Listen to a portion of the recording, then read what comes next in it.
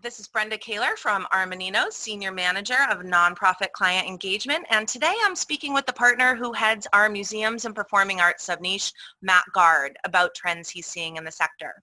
So Matt, what do you think that the widespread closures across the arts museum subniche will have on the industry in terms of its long-term sustainability? Yeah, I think the reality is that unfortunately this is a very hard-hit sector. There'll be some organizations that are just never able to reopen as a result of this pandemic. Based on a survey I saw that was conducted by the American Alliance of Museums in June, it was noted that about a third of the respondents were at significant risk of permanent closure. So for many, it's just not possible to close this long, have significantly decreased attendance once you are able to reopen, and then be able to keep the doors open for the long term. Yeah, I think I saw somewhere that reopening would be at 10% or 25% of capacity based on county or state, and that definitely is not going to be sustainable for our clients.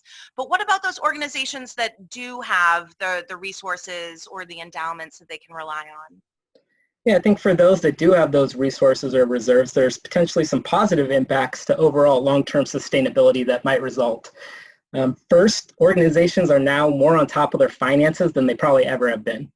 So some examples I've heard of include more emphasis on looking at the budget, forecasting, cutting programs that are just not cost effective, repricing the revenue streams that they may have, and outsourcing various processes throughout the organization. They may also have a renewed focus on looking at the endowment or long-term reserves to support the organization should there be another downturn in the future. What about for those organizations that don't have reserves, but that have been able to pivot to something else? Yeah, to your point, I think this has been an opportunity to explore other sources of revenue. Some have looked for paid or membership content on the organization's website, have hosted different types of virtual or exclusive events, have looked into advertising, and some are aiding schools with the distance learning and receiving some additional revenue from that. So I think some of these will be only viable in the short term, but many of these additional revenue streams the organization may be able to use for years to come and provide some more diversified revenue for the organization. That sounds great. And are they looking at anything internally in terms of streamlining and focusing on operations? Yeah, definitely. I think many organizations are using this as an opportunity to reflect on any operational weaknesses or inefficiencies they may have. I heard one of our clients say, and it was in a tongue-in-cheek manner, that this pandemic was the best thing that could have happened to the organization from a long-term sustainability perspective.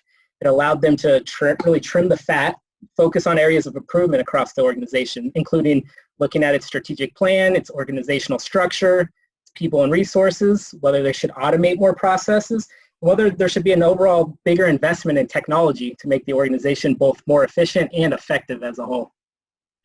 Well, it does sound like there might be some bright lights in having this downtime to really focus on these things to really provide for a better future going forward in the museums and performing arts space.